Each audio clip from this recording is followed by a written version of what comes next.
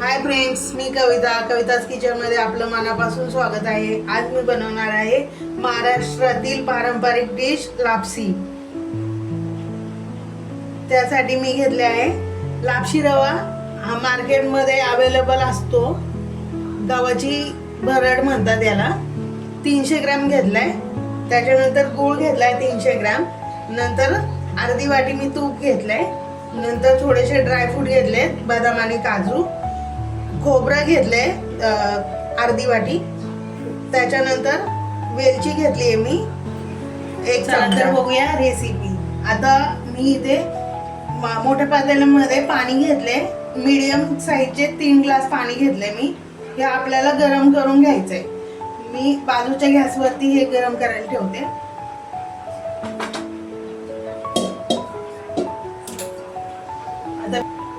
आता मी इथे कढईमध्ये तूप टाकून घेते पहिलं।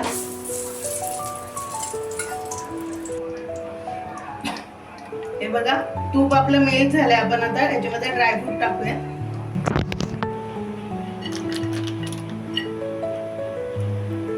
लापशीचा रवा पण टाकून घेऊया।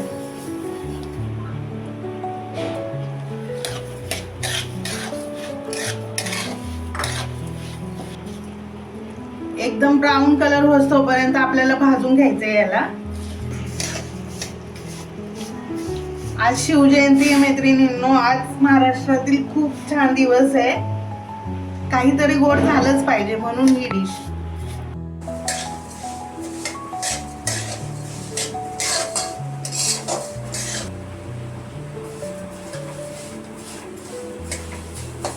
हे बघा, आता आपला रवा भाजून तयार आहे। आता आपण याच्यामध्ये गरम पाणी टाकून घेऊया।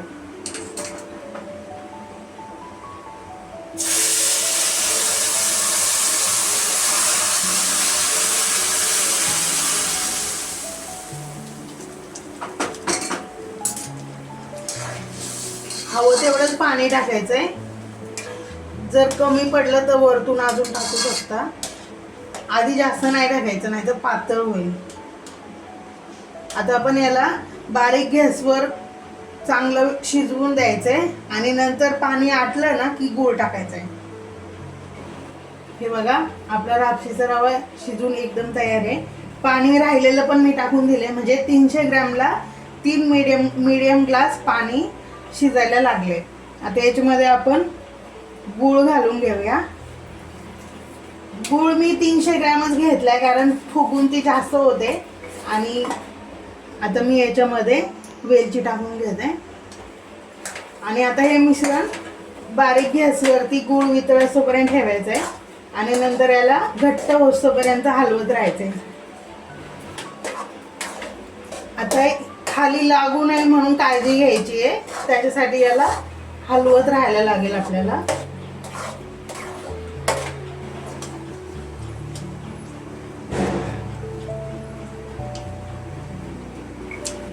हे बघा, आता घट्ट व्हायला लागले। आता आपण याच्यावरती उडतंय म्हणून त्यासाठी झाकण ठेवूया जरा वेळ, म्हणजे ती एकदम घट्ट होईल। झाकण ठेवूया आणि गॅस मीडियम करायचा आहे। खाली लागू नये याची काळजी घ्यायची। हे बघा, खूप छान सुटसुटीत होतीये। तिला 5 मिनिट आता गॅस बंद करून ठेवूयात आणि नंतर काढून घेऊयात।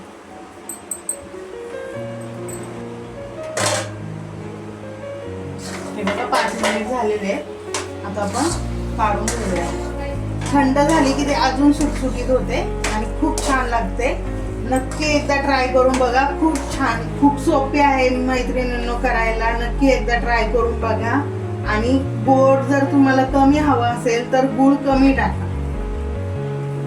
चला तर आपण काढून घेऊया।